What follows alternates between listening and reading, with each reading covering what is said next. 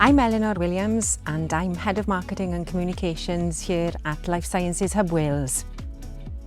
Our role is to help create the right environment for innovation in health and social care to thrive.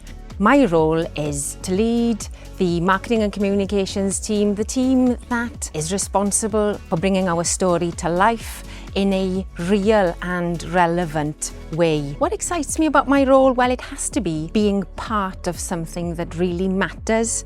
Life sciences, it's all about kind of the science of being able to live well, live a healthy life. Innovation in health and social care have a real potential to impact people's lives. The advice I'd give to anybody considering a career or coming here to work at Life Sciences Hub Wales is to be curious, be patient and be prepared, be ready to embrace complexity, knowing that the visibility you can create can attract investment, talent and partnerships that really drive and push forward the sector. Being part of something that really matters